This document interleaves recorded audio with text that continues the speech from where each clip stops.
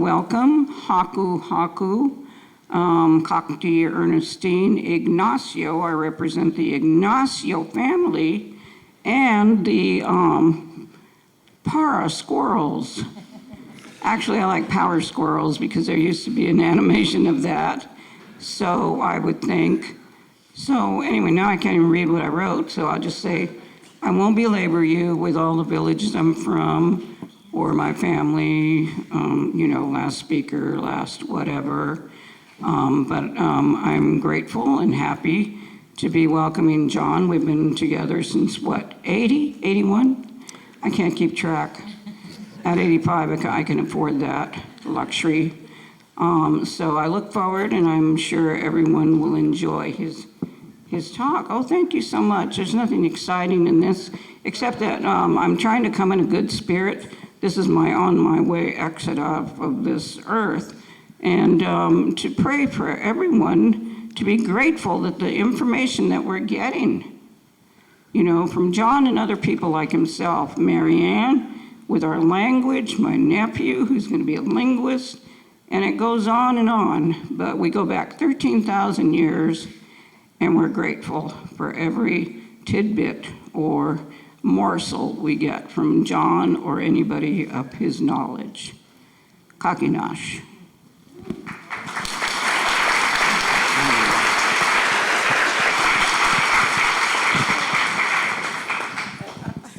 But I forgot to say, his wife also putting up with him.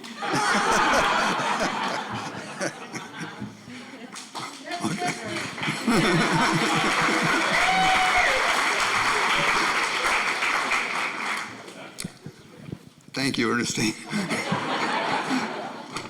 Kakinash. So this is our final meeting before the summer break of the Santa Barbara County Archaeological Society.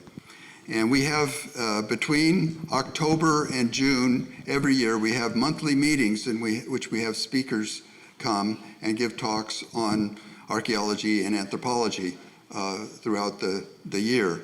And so if anyone is interested in being on our mailing list and knowing about the activities of the Archaeological Society, we have a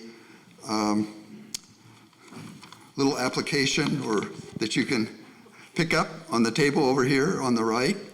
And it's one of the best deals in town, $15 a year, to be a member of the Archaeological Society. So if anyone's interested, we have the forms over there on the table. And our treasurer is here tonight, Fred Schaefer. And there he is, back here.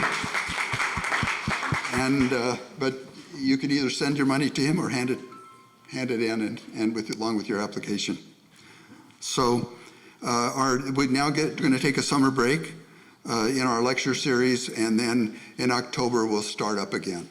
And we were just having a discussion earlier about various possible candidates that will begin speaking in October. We don't have it tied down yet. But if you join, you'll get our newsletter and you'll find out about it. Hi, it's Larry Nimmer. We're in the Fleischmann Auditorium here at the Santa Barbara Museum of Natural History, and John Johnson's talking about the Chumash Uprising. I'm John Johnson. I'm Curator Emeritus of Anthropology at the Santa Barbara Museum of Natural History. This year, in fact, this month, is the 200th anniversary of the resolution of the Chumash Uprising of 1824. On next week, June 11th, was when the two sides came together and decided that they would lay down their weapons. And as you will hear, Barbareño Chumash then came from the southern San Joaquin Valley and returned to Santa Barbara after that date. So considering it is the 200th anniversary, I thought, well, maybe it's time to take stock about what we know, to look at the different stories of the Chumash Uprising, and to kind of maybe look at them in a new light, given our knowledge today, and also to kind of fact check some of the stories too as well. So the topics we're going to look at are, first of all, we're going to look at the historical sources for the Chumash Uprising of 1824. We're going to examine in the course of the talk some of the conditions that existed prior to the uprising. We're going to walk through the sequence of events that occurred. The uprising began on February 21st, 1824, and continued all the way to June 11th. We're going to look at some of the underlying causes that have been proposed for the uprising, and we're going to look at the different points of view. And then we'll kind of wrap it up at the end. So we have multiple historical sources, actually, and these include the mission registers themselves, especially the death records that record the deaths and burials of the people who died during the fighting that took place during the uprising. We have the accounts written by missionaries about their narrative about what occurred and what was going on.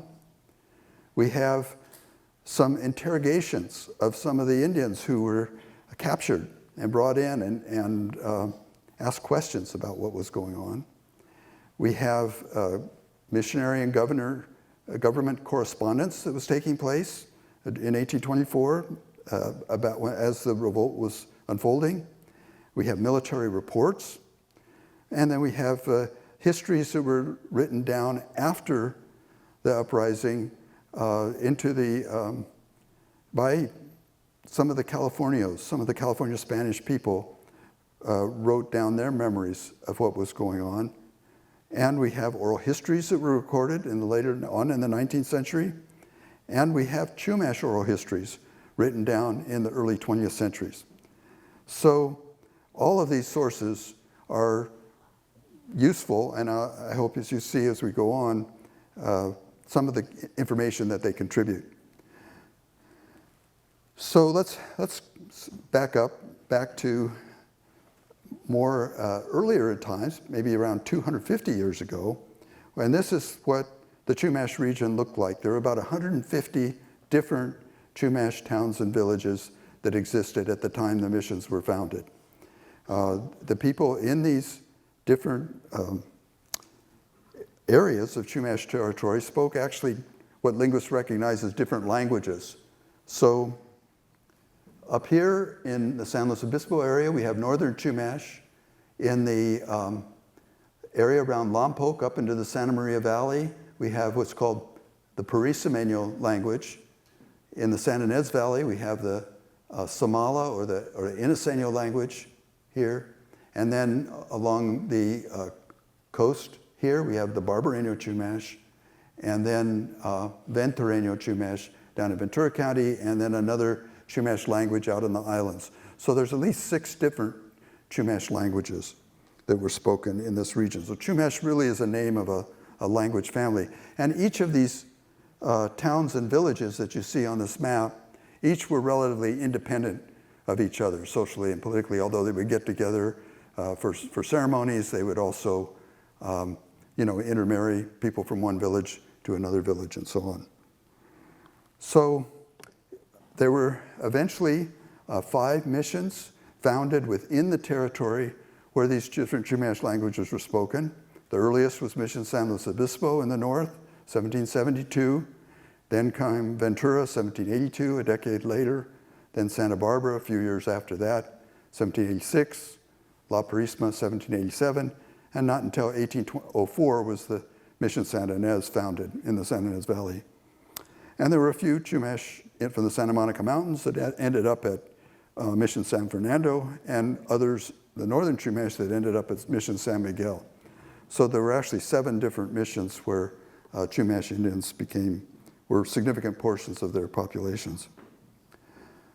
So in 1824, the event that sparked the Chumash Uprising occurred at Mission Santa Inés. There was an Indian visiting from Mission La Purísima, and he wanted to speak to a relative of his, and who was, I think, locked up, had some transgression was going on. And the soldier who was guarding that prisoner ended up whipping the Indian who was visiting from Santa Ynez and punishing him. And that soldier's name was Valentin Cota. And this then sparked or enraged the other Chumash Indians who were witnessing this. They started fighting and ended up burning a good part of the mission, including a lot of the rooms in the mission itself where there was furniture and so on. And there was a general uprising that occurred. The priest actually hid with the soldiers in the church itself and fired upon the Indians. Only one Indian lost his life in this fight that was going on at that time, so far as we know. And many of the Indians then left and went on to Mission La Purísima. And where, again, the missions, well, we'll go on to that in just a moment. But this is Mission Santa Ynez, the way it looked, used to look in the 1950s. And you can see, here's the quadrangle of the mission. Here, the Indian houses, you can see the row of adobe apartment houses where the Indian families lived here. And this was the big lavatoria, or this is a building, I guess. Anyway, you can see the different fishes. There were features on the landscape. This is a tanning vat. There's different other features you can see from this aerial photograph. That's what Mission Santa Ynez looked like before it was, Solvang expanded upon it. So we have handed down and recorded by John Peabody Harrington information provided by Maria Solares. And Maria Solares, I know we've got some of Maria's descendants here in the audience tonight. Maria Solares had told John Harrington in the early 20th century, Harrington was working with her to record her language and cultural information and historical information from Maria Solares.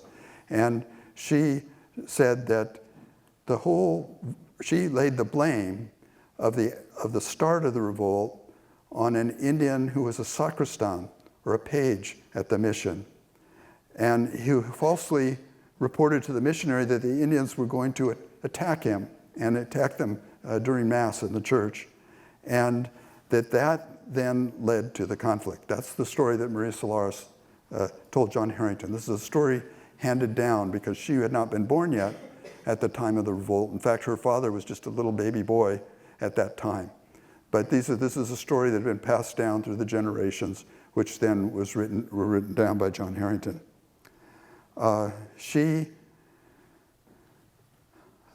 We now know, because 2 years after the uprising took place, we know the name of that Indian whose deception was said to have caused the revolt. His name was Antonio Maria Suamiatzet. And there was an interrogation that took place at Mission Santa Ynez in 1826. And then it came out during that interrogation, one of the leaders of the Indians at Santa Ynez came forward and says, well, the real cause of this whole uprising was this one guy who told the Indians one thing and then told the missionary another thing, and that caused the uprising. So this is the story that was Maria Solares told Harrington. She also, in her story, incorporated a lot of magical, supernatural events that occurred. That there was that the soldier, Valentin Cota, that the Indians were able to get into the guardhouse where the prisoner was by making themselves small and slipping in through the keyhole in the room, and that the soldier tried to grab the reins of a horse that one of the Indians was on, and next thing he knows, the horse is up on a hill high above looking down on him. So it's really interesting that the handed down stories includes these supernatural elements.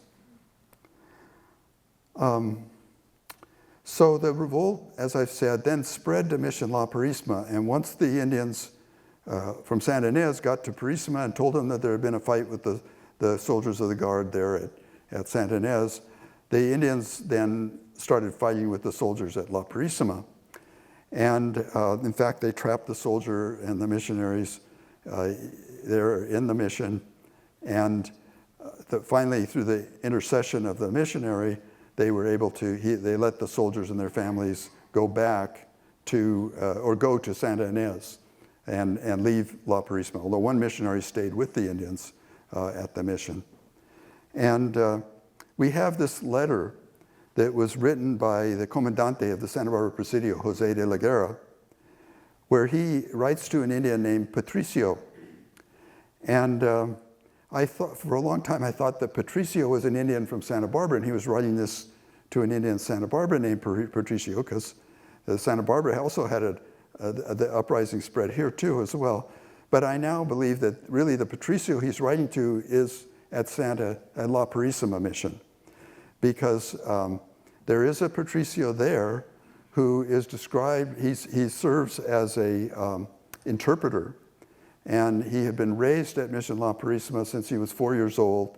He came from the original village of Lompoc, but he was raised there at the mission since he was 4 years old, and was apparently, and served as an interpreter for the missionaries all the way from, I found him listed as interpreter all the way from 1812 up into the 1830s.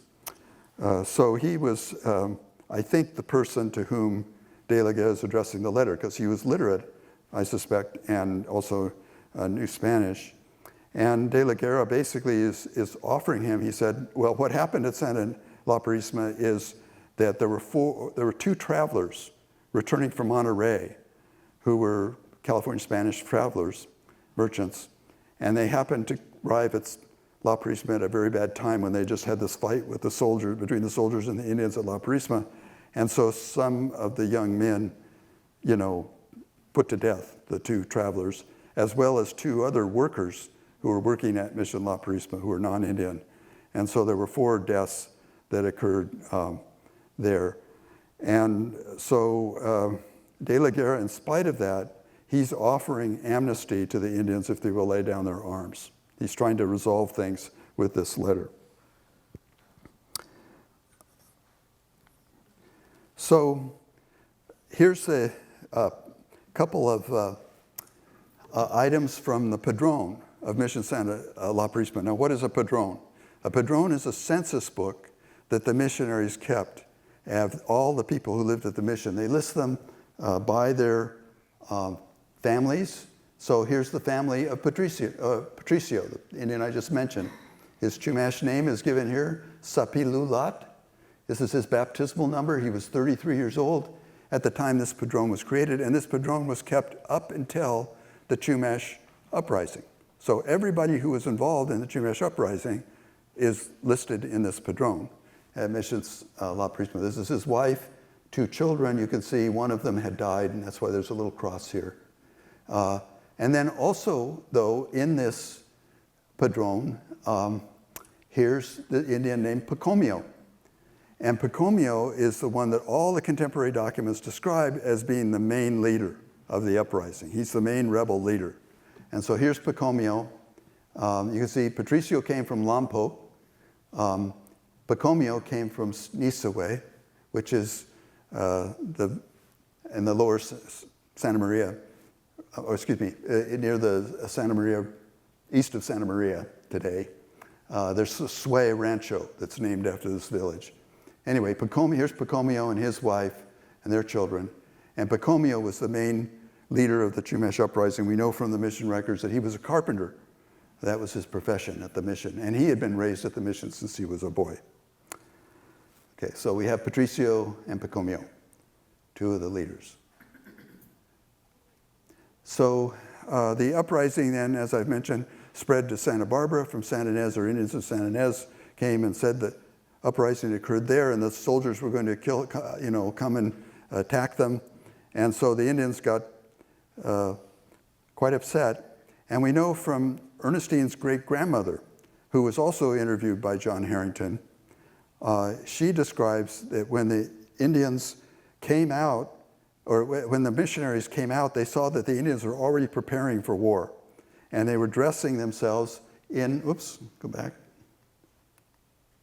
they were dressing themselves in this ceremonial headdress that you see here. And here's the notes that John Harrington was writing down about the ceremonial headdress and how this was what was seen when the people came out of when the missionaries came out of the church. They saw that the Indians dressing and preparing for war. And so this is a photograph on the right, taken in the first photographic studio established in Santa Barbara. It was the Hayward and Mosal studio on Lower State Street.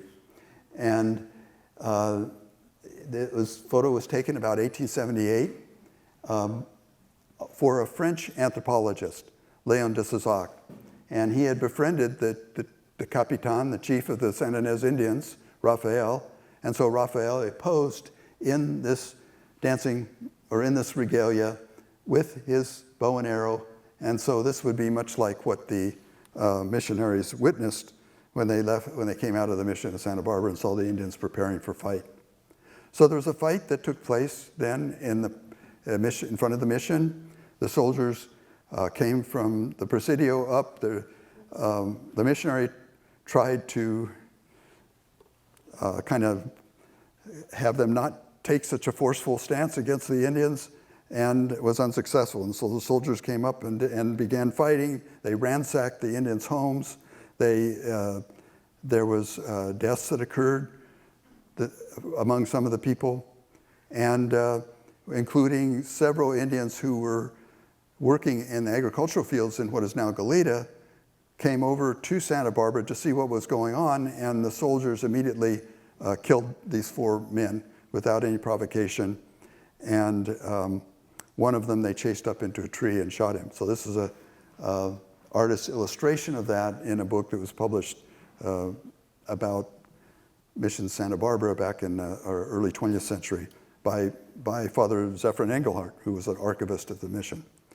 And we see the names here in the burial register of Mission Santa Barbara of these same Indians, these 4 Indians from Goleta who came up, and others who had died during the uprising, all listed here in the burial register. We're going to identify who they were.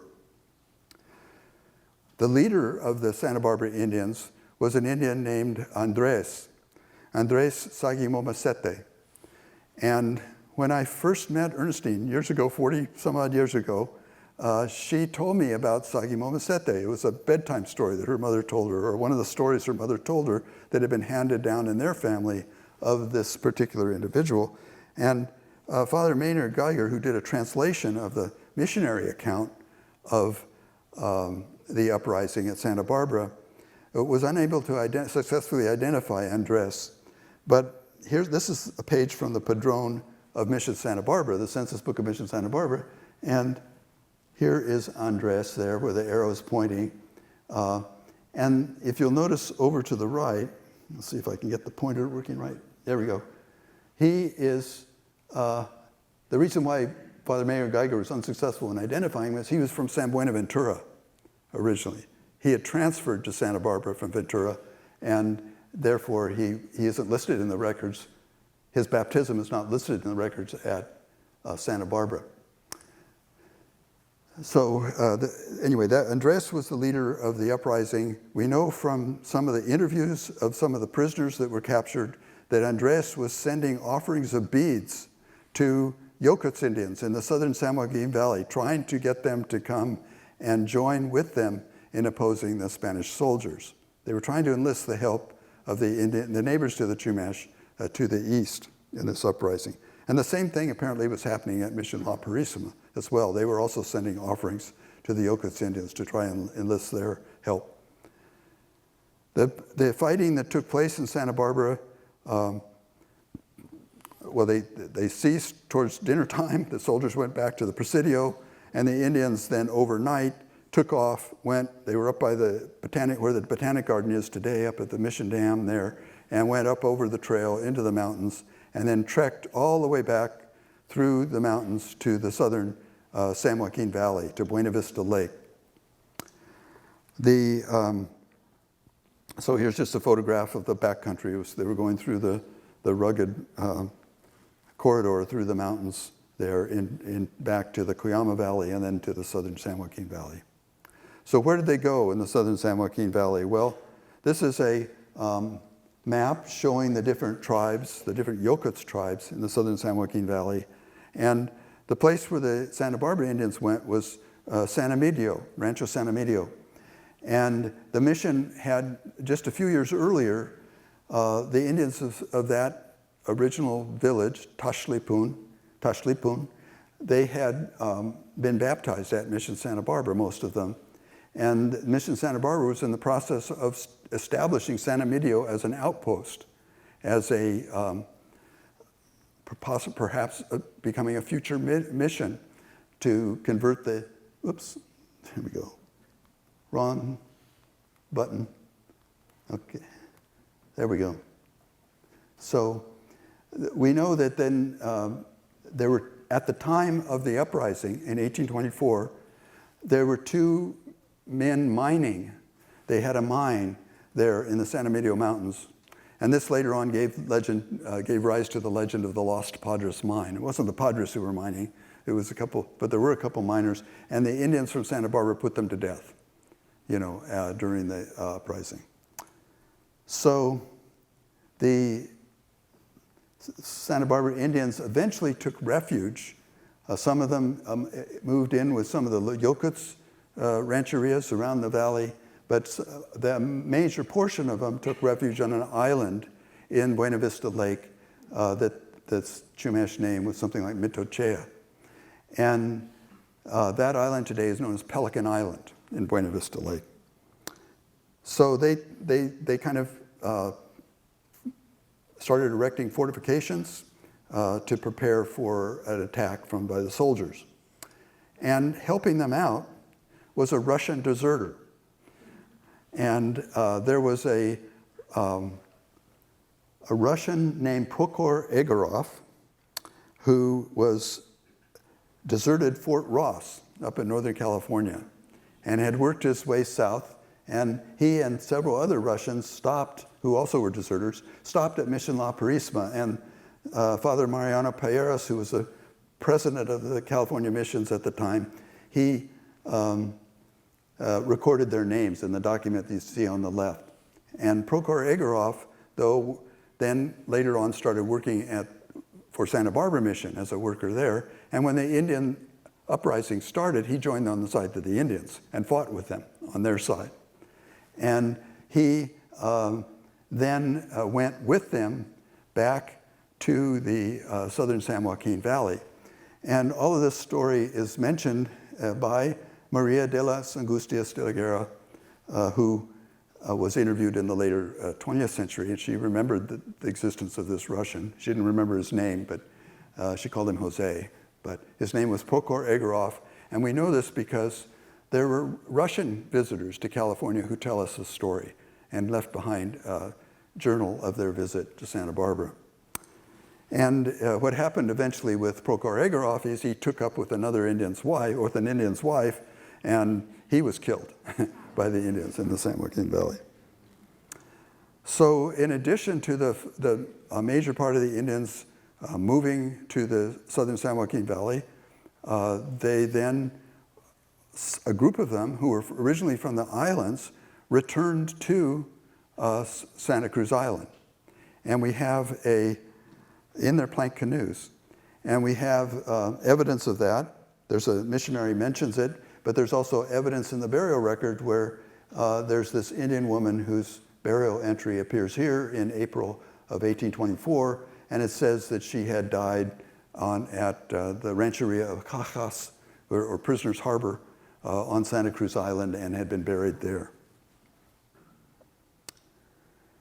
So that's pretty much the story of Santa Barbara for now. But let's return to La Purísima. The Indians took over La Purísima completely and started building fortifications. There was a small cannon at Mission La Purísima, which they then started preparing to get it. They built a little carriage for it so they could move around and use to defend themselves. And they held that Mission La Purísima until March 16th, so for a few weeks. And then there were troops from Monterey who came down from the north, and then troops from the south, from the Santa Bárbara presidio, who came, and they surrounded the mission, and there was a siege of Mission La Purísima, and the captain of the group of the troops from Monterey said that 16 Indians were killed during the fighting. Okay, well, one of the memories that we have written down is by Mariano Vallejo, who wrote a memoir of his life in California. It has only been translated and published last year. So it's only about a year or two out. We have this translation of his memoir. And unfortunately, some of his memories are faulty in his memoir. He has a whole section on the Chumash Uprising. But he says that he refers to Pacomio as General Pacomio, and he says he was the mastermind of the uprising. He also says that he was raised and tutored, Pacomio was raised and tutored by Father Peyri. He means Father Payeras. Peyri was a different missionary. He was down at San Luis Rey. He wasn't up at La Purísima. So he got that wrong. It was Payeras, not Peyri. And he said that the revolt was planned. And Vallejo's not the only one who said this. It was generally believed, I think, by the soldiers that the Indians had been planning this uprising all along. And some of the missionaries thought this too.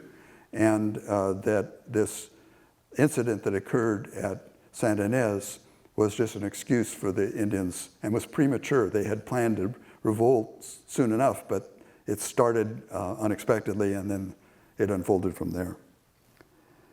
He says that 2,000 auxiliaries gathered at Mission La Purísima from 4 missions.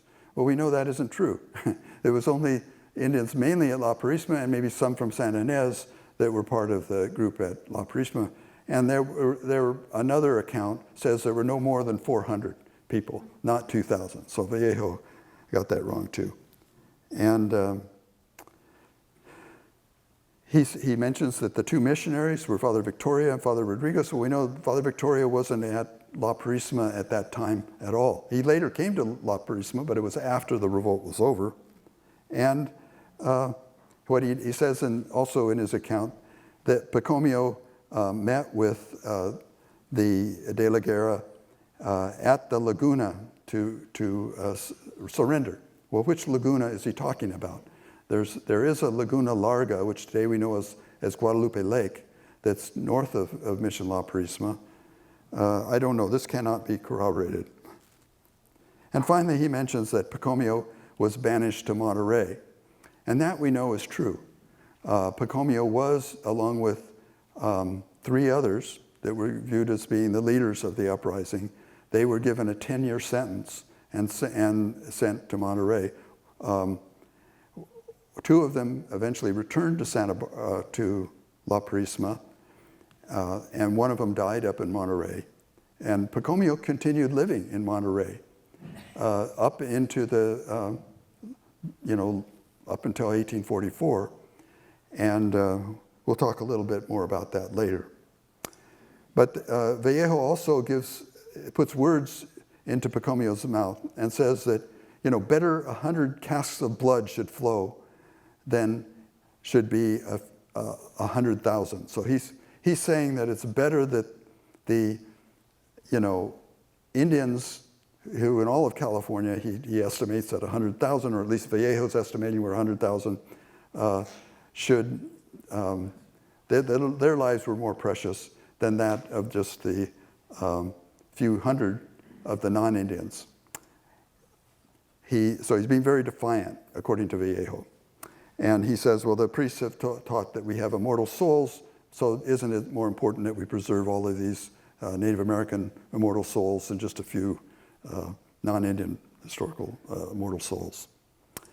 And I think what that map, by the way, the aerial photograph shows that why the Indians had a hard time defending Mission La Purísima from the soldiers, because you can see the mission from the aerial photograph shows that the mission buildings at this point in time had they'd moved the site from Lompoc, where the original mission La Purísima was located, was built in the traditional quadrangle, and instead they had this,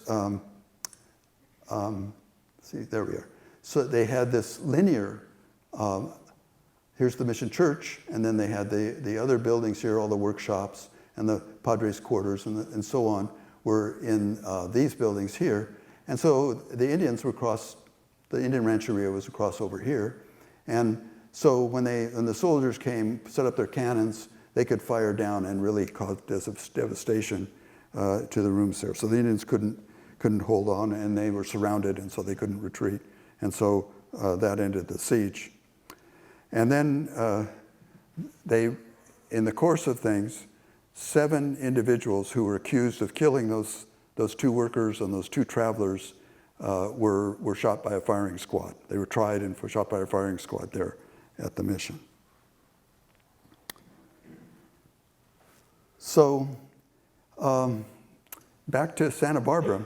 So that kind of ended the revolt at San Inés, at La Purísima. But back at Santa Bárbara, the Indians had left. They were in the southern San Joaquin Valley. So there were troops that were, a troop of soldiers went back, led by Carlos Carrillo, went back to engage the Indians there on the island there in the southern San Joaquin Valley. And they called that the Battle of Los Telares. And the Indians won. The troops had to flee the valley, and 4 Indians were killed, but one soldier died during the fighting. His name was Francisco Dominguez. So what's remarkable is that there was one of the soldiers that was along on this expedition composed a song, and here it is. And this song was documented in 1980. There was a project by our local La Casa de la Raza to record corridos, some of the old Spanish-Mexican songs that were still circulating in our area. And one of the songs that they collected was this song here, The Battle of Los Telares. And in this song, the sergeant is kind of making fun of his companions, of the other soldiers, how they're kind of bumbling. They're kind of like the Keystone Cops, And he describes this in this song. And here, by the way, is, with the help of a Spanish professor, here's the translation of the song from Rosemary Beebe.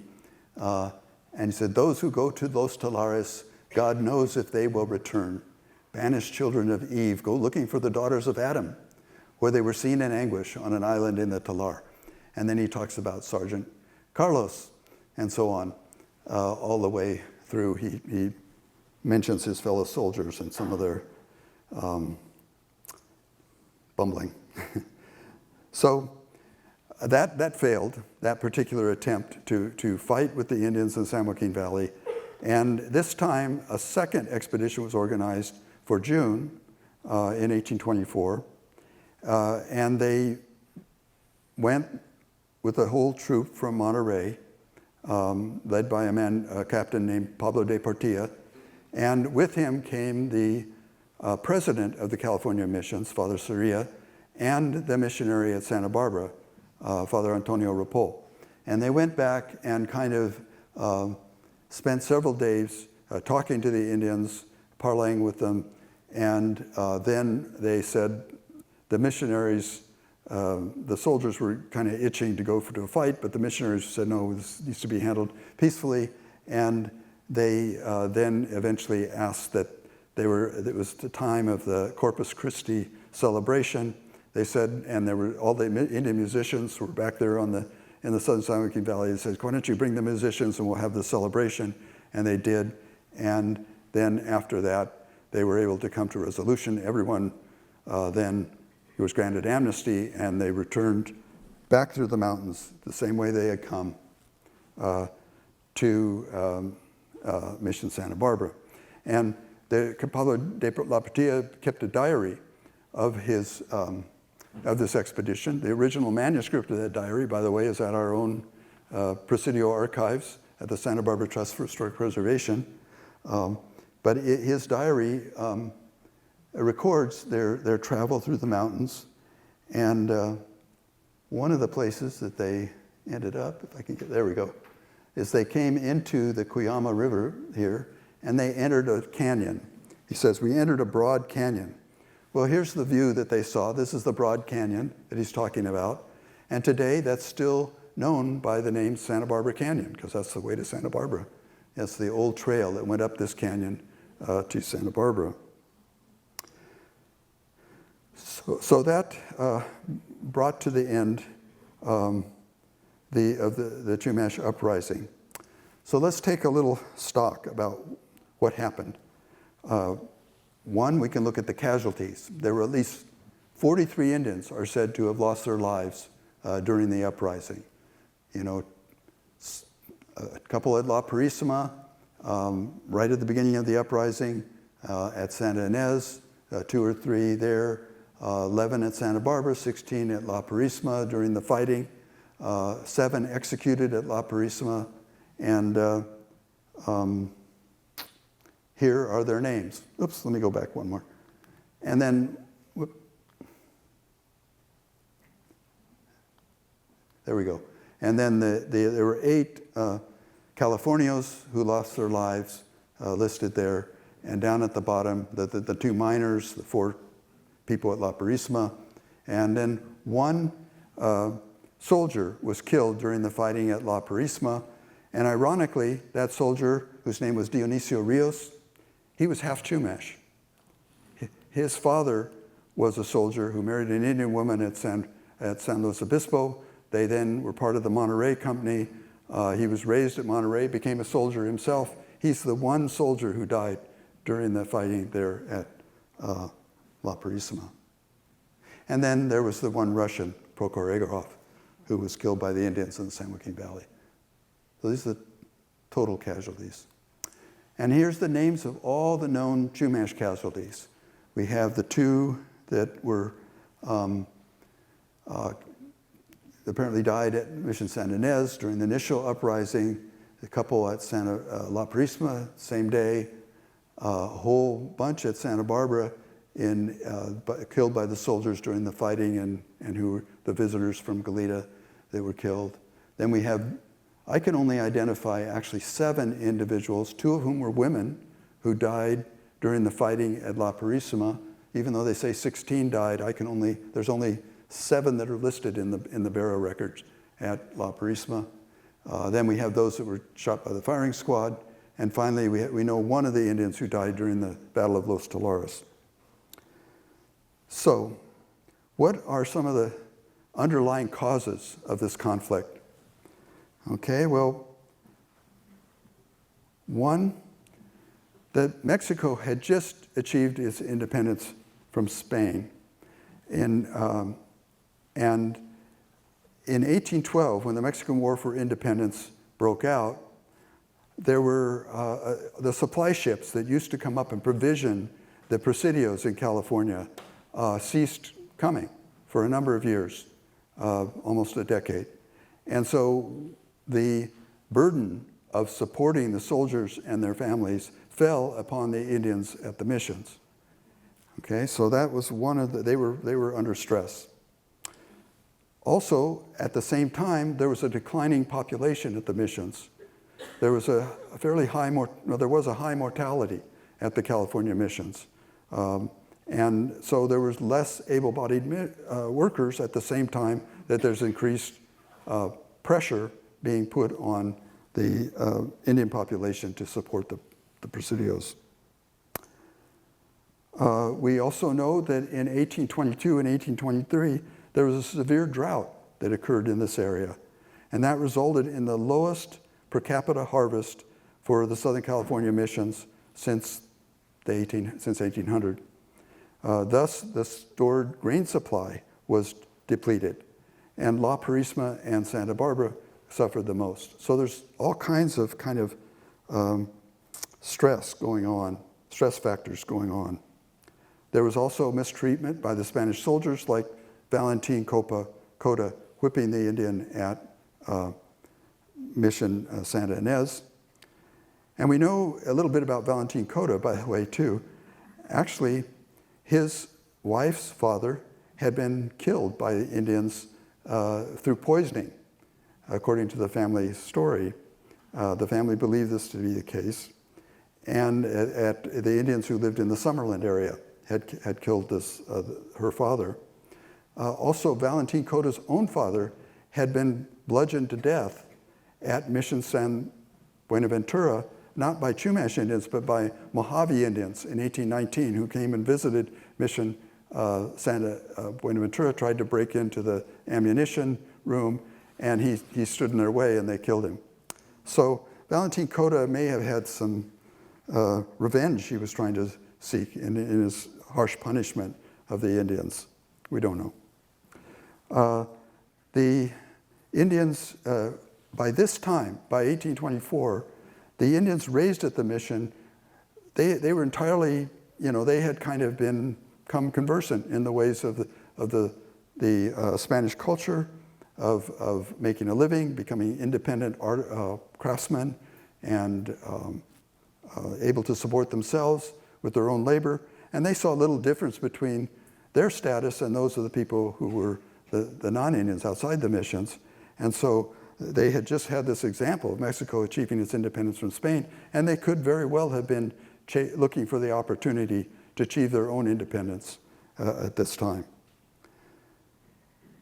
Now, what about all these different accounts that we had?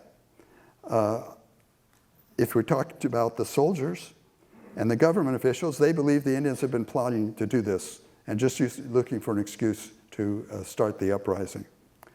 The Father Antonio Ripoll, who wrote an account of the Chumash Uprising at Mission Santa Bárbara, he blamed the soldiers and the presidio comandante for their bad behavior in inflaming the situation and causing the fighting at Santa Bárbara.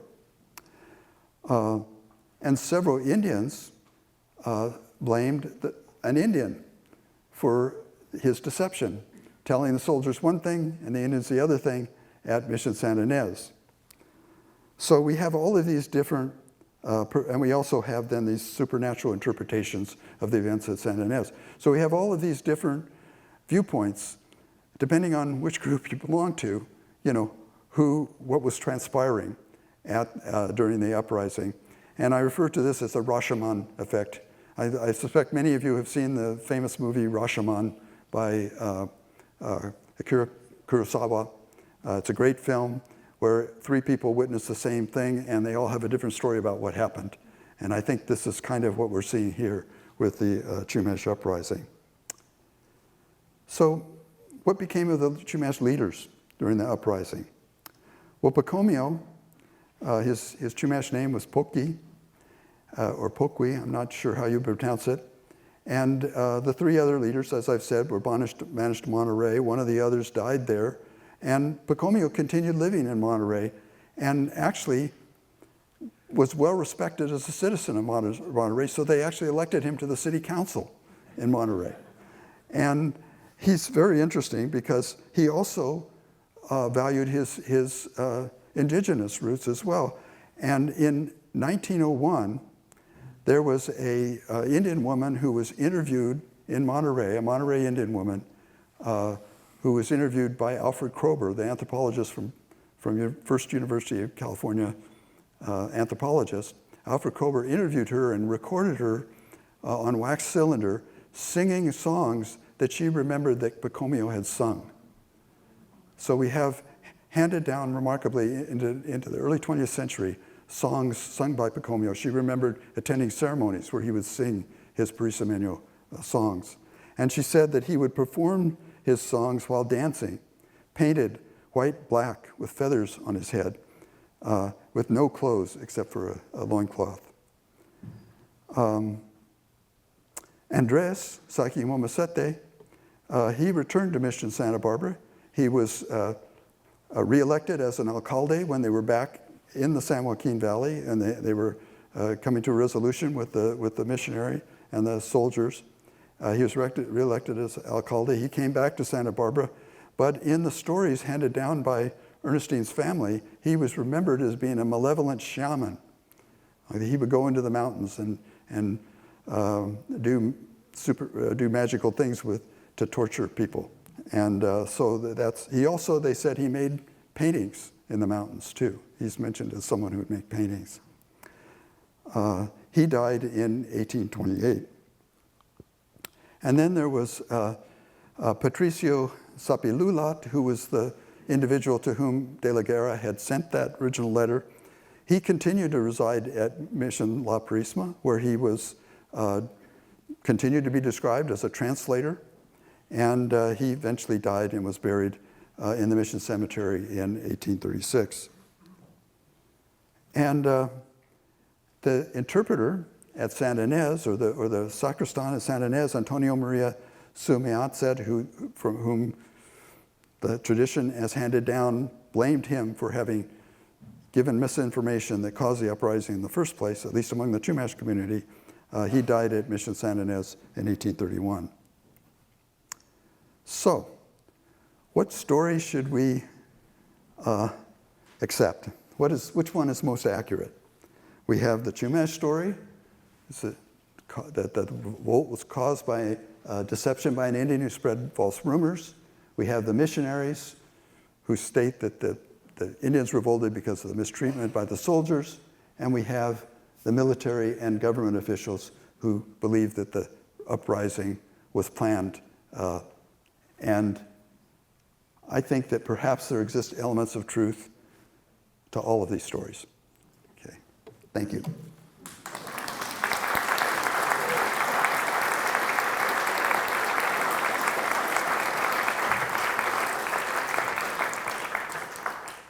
Okay, if anybody has any questions, I'll try to answer them. The depth of your research is so impressive, John. People's backstories and what happened afterwards. How many years have you been researching this?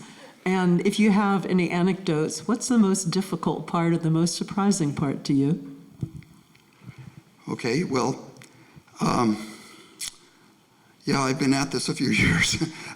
I began doing research reading John Harrington's notes and working with mission records back in the late 1870s. 1970s.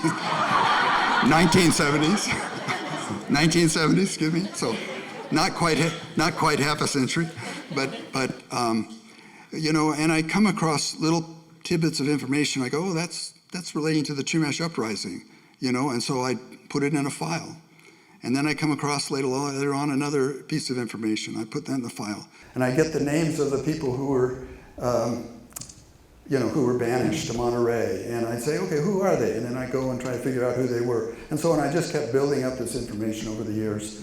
And since this is the 200th anniversary, I figured it's high time that I kind of pull those out of the file and kind of try to put them together, knit them together into a story. So,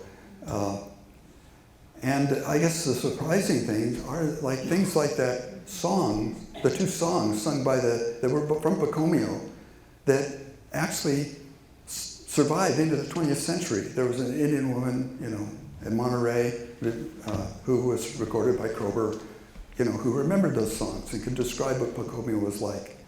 Now, I didn't mention that Pacomio and many of the Indians at La Purísima, Pacomio was living up in Monterey with this family. They pretty much, there was a smallpox epidemic that came in with a ship to Monterey and spread into the Monterey population, and Pacomio died, and so did his daughter, and so did other members. His wife had died a year or two earlier. But so, ironically, smallpox then spread south got as far as Los Alamos. So it affected all of the communities in between Monterey and Los Alamos, but it was devastating to the Chumash Indians living in Los Alamos. That pretty much wiped out that community. In the burial records of La Purísima, there's page after page of the Indians who died during that smallpox epidemic. It didn't spread as far south as Santa Inés or Santa Bárbara, but many of the Indians at La Purísima were living at Los Alamos at that time. And I mentioned San Emilio. the man who got the San Emilio land grant, he died during that same smallpox epidemic, 1844. Yeah. Okay. Did you mention the women and children? When were they? Did they follow them into the mountains? Yes, the story's told by Ernestine's great-grandmother about the uprising. She says that her, Maria Ignacia, who was her mother-in-law, Luis Ignacia's mother-in-law was Maria Ignacia, and we have a Maria Ignacia Creek out in Goleta that's named after her. They lived at a farm up at the Indian Orchard on Maria Ignacia Creek. Anyway, Maria Ignacia, she went there with her young son. She went along into the valley and was part of that exodus into the valley. And so, yeah, there were women and children that went along with the men. It wasn't just the men. John, I'm interested in the route that they took, and I spent time in the Triana Valley, and there are many rock art sites along Santa Bárbara Canyon. Did they have done on the term of that exodus or the return, or was there something more from villages in the area? It's extremely dry. I'm not sure. Yeah. The question is, I don't know if you all heard his question, but he said that in the route that they took through the mountains, they go through Santa Bárbara Canyon, and there are rock painting sites. There's Chumash rock painting sites in that area, and yes, there are. And could they have perhaps been painted at that time? My own feeling is they were probably there before that time. I don't think they stopped to do paintings when they were going back, down. The numbers on that trek? The number of people going to Larry? Well, according to, we'd have to look at the population figure of the mission, how many people went on that trek. According to Luis Ignacio said that about half the population of the mission went back on that trek. Yeah. And then, of course, like I mentioned, some escaped in the plank canoes and went out to the islands, the islanders. Yes? At that same time, about the small group that went to Santa Cruz Island, was this happening with them at the same time as this trek into the valley? Yes, the Indians who went, they wanted to escape the fighting, and so they got in their plank canoes and took off for Santa Cruz Island. We know the missionary said that this was a group of islanders that were living out where More Mesa is today. Okay? And so they had their plank canoes there on the beach, and they took those out to the island. We know that one of those individuals, we know his name. He was the chief, the last chief to come from Santa Cruz Island to the mainland. He was Jose Camuliatzet was his Chumash name. Thank you. John, we have a question over here. I think I meant to ask the question because he gave me the microphone. I can't see where you are. That's okay. Can you hear me? Okay. John, thank you very much for your lecture. Found it very informative. There's one part of it in particular that I'm wondering whether you can elaborate on for us. When the Spanish, they go out, they attack them in the San Joaquin Valley, and that doesn't work. And then the Feast of Corpus Christi is coming, so they say, let's go and get our musicians. And then it seems as though the Chumash say, oh, all right then, let's go back to Santa Bárbara. Now, as self-satisfied Santa Bárbarans, we automatically think, well, of course they want to leave the San Joaquin Valley and go back to Santa Bárbara. But I'm wondering whether there's anything in the sources that you've read, either from the Spanish or from the Chumash, which give us a sense of actually how this ended and why the Chumash did decide to return to the mission in Santa Bárbara. Well, that's a good question. Why?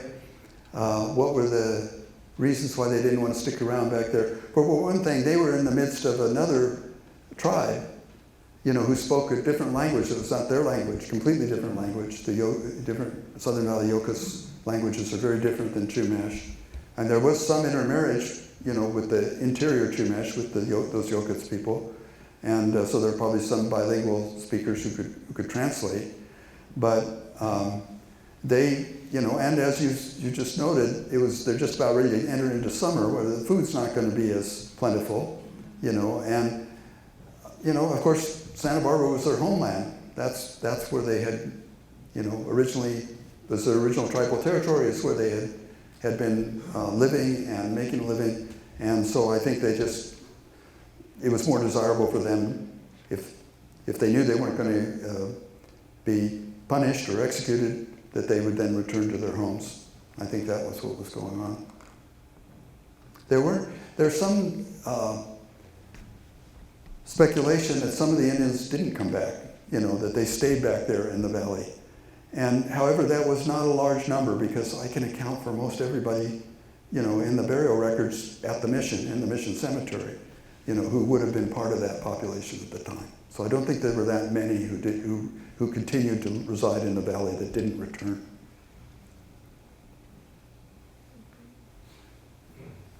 Bill? Can you link these possible specific reasons with the larger subjugation of the Chumash tribe by the missionaries backed by the military? There's got to be linkage to the breaking of their culture and Yeah. So the question is, is there kind of this larger narrative and I think I addressed that a little bit in my talk, of Indians being kind of wanting to throw off the yoke of colonialism, you might say. And I think, yeah, that's part of it too. I think that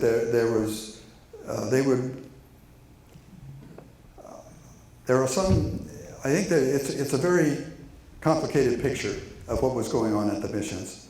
There was really, once the change started to happen, you can't sort of unravel that. And so, they had these herds of grazing animals that were grazing the native seed crops that the Indians used to gather as part of their food. They couldn't ever go back to gather those same seed crops because the grazing animals had taken care of them. They couldn't, there was also this high mortality that occurred at the mission. They didn't understand about, that when you gather everybody together in one place and you have an epidemic, it's going to, be devastating. However, if people were living in their native villages, you have an epidemic, some villages might be affected, but others will escape. But once you concentrate everybody, they didn't know about germs in those days. And so you get the devastating loss of life. There was maybe, by the end of the mission period, there was something like 10% of the population that had been there at the time the missions were originally founded. So there's a number of factors that are going on that are making it impossible for people to go back to the way of life, that they had it originally. But yet, I think they wanted to be independent. And there's other indications of that at other missions. The Indians are applying for their emancipation, from the missions. They want to be independent citizens, just like the non-Indians were. Yes? Was General John C. Fremont involved in any of this action? To what extent? Yeah, Fremont came later. General John C. Fremont didn't come to California until the late 1840s.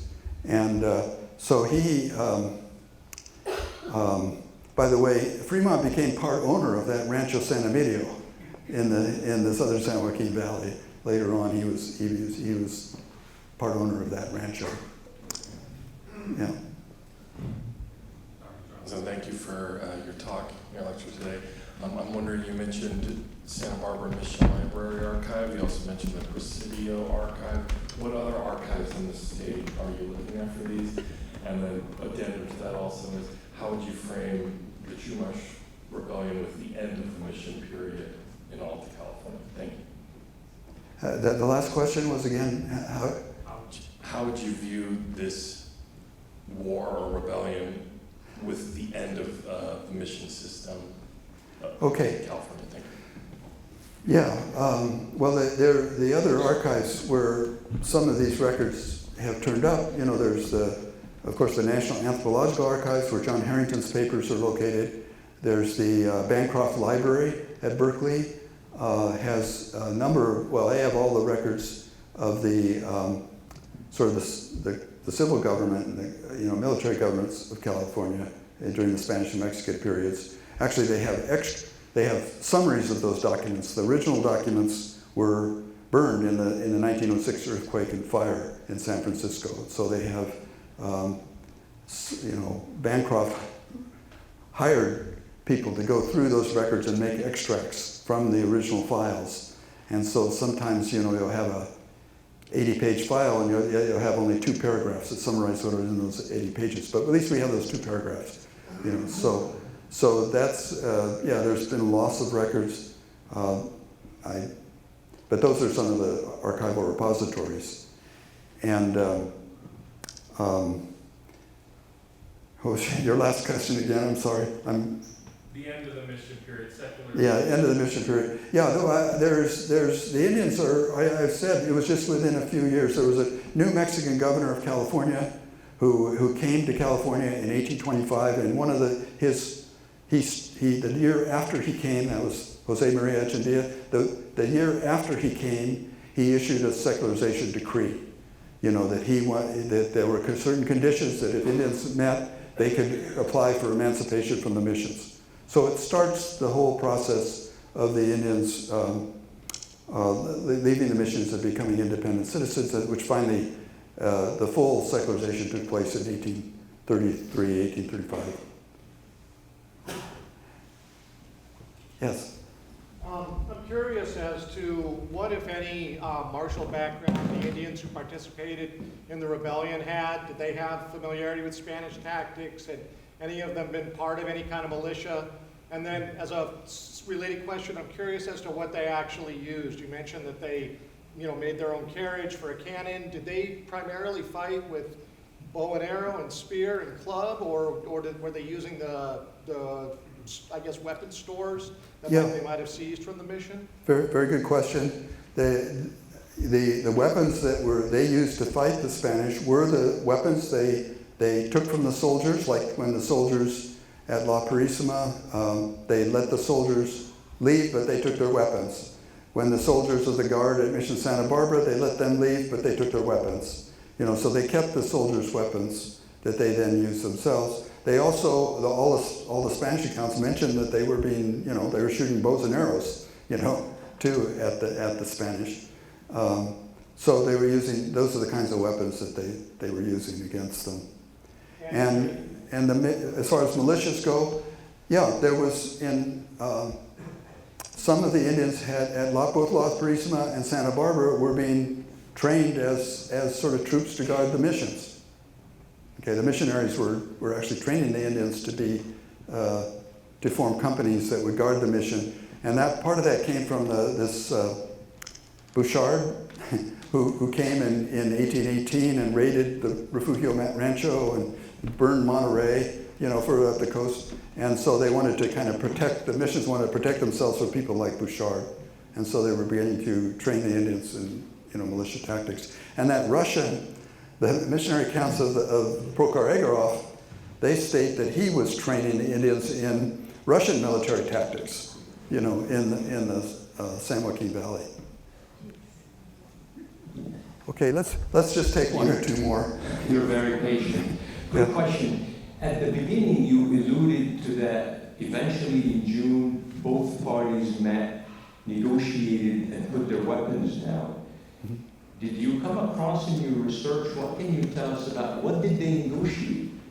What did the Indians want? I mean, the only thing I got from the questions is, okay, we won't kill you, we'll banish you or whatever, but maybe that gives us a clue to what was going on. What was negotiated? I wish we knew more about those negotiations. I just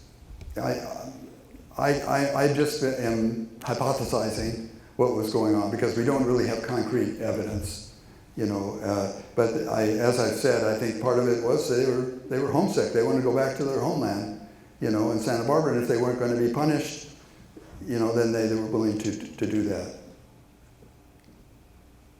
Okay.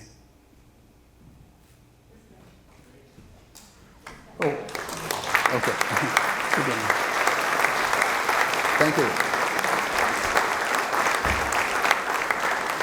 Who are you and what was your connection to the story? So Marianne Para, and we had family at La Purísima and Santa Bárbara Mission. We also had family in Ventura Mission and San Fernando Mission. As he was mentioning, some Chumash got taken down there. So we just did back in, I believe, February, Ernestine did a talk at the Ventura Museum. It's on her 6 Generations documentary, 200 years later, kind of circling back.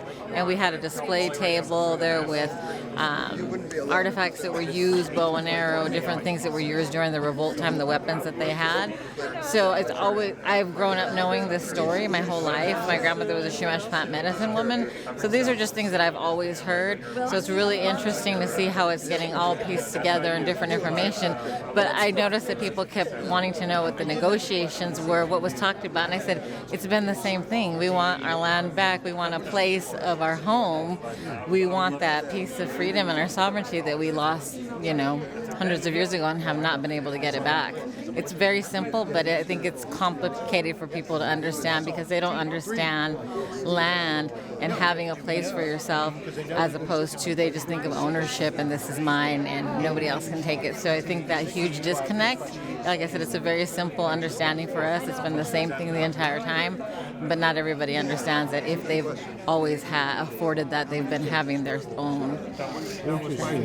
So it seems like it's quite valuable to the Santa Barbara community to know of this story. What do you think about that? I think it's very important for all communities, even Ventura County. Even though they weren't involved in it, they knew about it. They were forewarned a couple days in advance, so they were able to leave before anything happened. But I do think it's really important for this to be heard and talked about and taught in schools because it's the biggest uprising in California Indian history, most successful, and we never hear about it. So, and every year, Ernestine, she has a ceremony we do every year in February on the first day of the revolt to honor the people, the Chumash people that were killed during the revolt. So it's really, really emotional and intense. And I'm pretty sure our ancestors would have never thought 200 years later we're still out meeting for them, remembering them, saying their names. Do you believe, which story do you believe, or do you think all of them? I believe it was an uprising to the mistreatment. That's what I've always been told. And my great-grandmother was born in San Inés, so I wholeheartedly believe that a lot of that information is true. And it's not too difficult to understand when we see the information that was there. If anybody today, if they're taken out of their home and they're forced to live some way and they cannot eat the foods they can't eat the clothes, they can't sing or dance, that's a huge change and it's going to put somebody in a mentally, emotionally, physical state that they've never been in before. So out of touch and out of rhythm with the earth that they're so used to being that you know, they're just so, I can't think of the word, they're just literally pulled from their life that they've ever known. So I think understanding that and knowing that is so important to know why we need to learn this history and understand. I know it's always the United States looks at it like a bad mark on them. They don't want to talk about it and acknowledge it, but we have to, because as we see with things that are happening today, if there's wars, always religion over land. And this is a beautiful territory, right? Santa Barbara, Hope Ranch was our original reservation. We're never getting that land back. Malibu, places that were given to us through land grants, have been lost, and those things are never going to be honored. And we're not asking for all of Santa Barbara, we're just asking for a piece of it. So I think it's really important for people to understand. Could I ask you what you thought of John Johnson's talk today? I thought it was spectacular, as it always is. But he didn't mention my great-great-grandfather. Who was that? Kumuliatset. You know, and actually, I'm not one of the children. Hi. Yeah, I'm, you know, from my great-grandma. But I think that was her first father-in-law. Okay. What do you think is the relevance to today, to the story we heard today? Well, we need to open our minds and our hearts, and instead of, you know, wanting to know where you do this and where you do that, if you are who you are, or say you are, open up your family history. All I have to do, I got enough to plaster this whole place with family history and just look up, you know, my mother's journals have all that in there. everybody. So that's all you have to do. We're over 40. It takes work, though. And any other messages you'd like to impart? Well, just don't give up the ship, but be sure you're researching, know your roots before you do that. You know, don't take a false trail that'll end you up in nowhere, and then you'll get upset. And don't necessarily have expectations of what you'll find, but try to find the truth. Exactly. I mean, gosh, I could be, well, I am, the daughter of somebody who's been in San Quentin. But that doesn't make me, a criminal. And back in those days, you didn't have to commit a crime. You just had to be at the wrong place in the wrong time, or else with a higher up person, and you're not. So, I just am who I am, and that what you see is what you get. I like that. Yeah. What have you been doing all these years in a few sentences? Well, I started here at the museum 38 years ago, and I've worked mainly studying all aspects of Native American culture in this area. I've looked at archaeology, of Chumash history, I've looked at ethnography, biological anthropology, and to a certain extent, I'm interested in Chumash languages. And so I've been taking classes with Ernestine DeSoto's nephew, who is teaching a class in his native language, the Indians, which they call Kaswa, from Cieneguitas, the original name is Cieneguita. And he's working on his Ph.D. in linguistics at UCSB. So he's also teaching a class, and I'm enjoying learning about how the language works, and being able to apply that to the old Spanish records, where they record a lot of Chumash names and words and place names, and so personal names. And so I've been trying to apply what I'm learning about the Chumash languages to what I can see in the archival records as well. But my main focus has always been sort of the social organization and the history of the Chumash Indians from the time the Spanish arrived all the way up to the present day.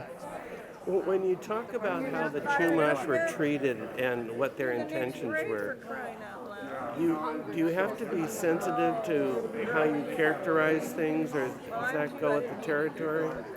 Well, all I can do is, you're getting, the way I have come to understand things, I'm realizing, it's not always simple. There are multiple points of view, of the Native Americans themselves. Multiple ways that they are accepting or not accepting the colonial order. There are also all these things that are happening in their, the environment's changing, as I said, with the grazing animals eating the seed crops.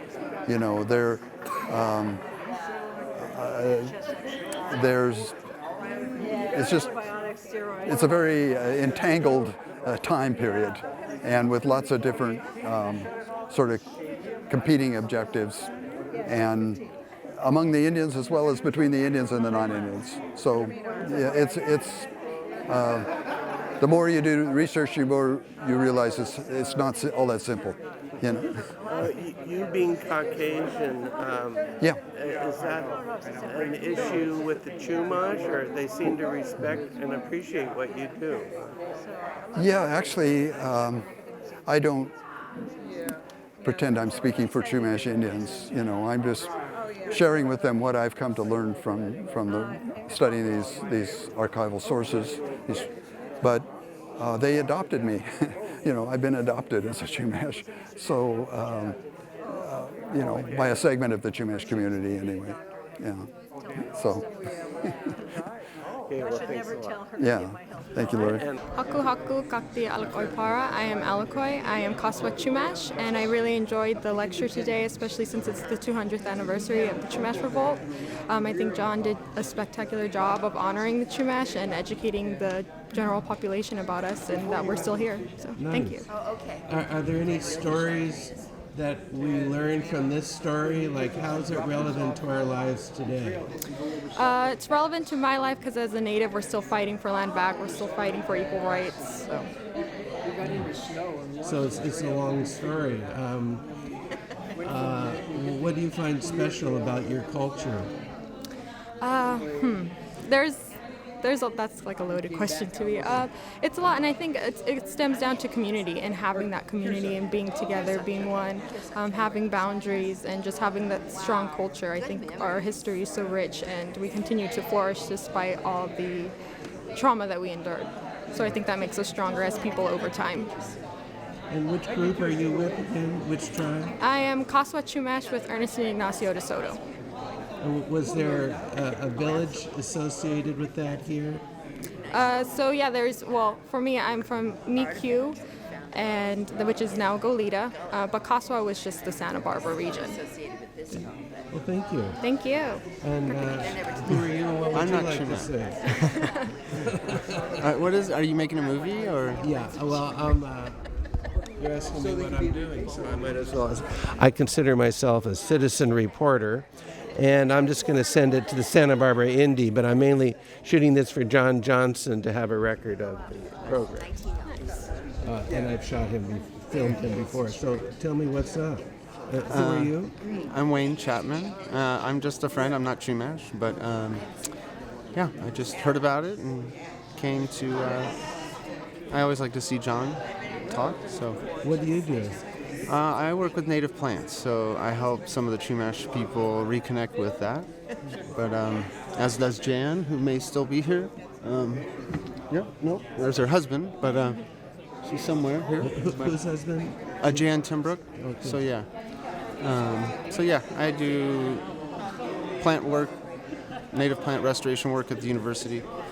But I've had a long interest in Chumash stuff for a long time. What's the value of knowing about native plants? It's just kind of a fundamental part of the landscape. It's changing. Well, it's just they're primary producers. I'm trying to get you to use the word native plants. Okay, so native plants are, they're just one of the most real things here, and they're changing a lot. They're going away. Being replaced by weeds and everything else. So, but it's interesting to know, what they are and what you can do with them. So. Yeah, that's where I'm at. Well, very nice.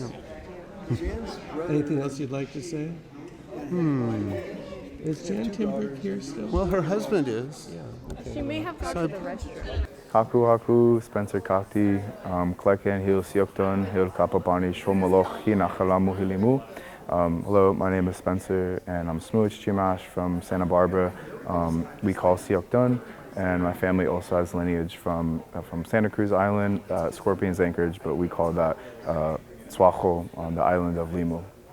I'm a filmmaker based in Santa Barbara. I have my own production company, Limu Productions, and we work towards documenting and preserving our culture and by documenting elders and our songs and our dances so that we have full ownership and access to our own culture so that we can have to keep on going and have a safe place to store it without having to ask universities or different institutions and entities to receive our own knowledge that was documented for us by our ancestors, and to also not have to pay, so our tribal citizens and community members don't have to pay to access songs and books, because that can be quite expensive from monthly memberships, and some books are just cost $500 or $600 and whatnot. But at the bottom line, we should have easy access and free of charge to our own. I'm working on a documentary about the Chumash Revolt of 1824, which was the largest organized Indian revolt in California history. We're working. We should have a trailer released in this summer in 2024, and then hopefully have it a premiere hopefully sometime next year. It's Larry Nimmer reporting from the Fleischmann Auditorium here at the Santa Barbara Museum of Natural History. Fascinating stories by John Johnson.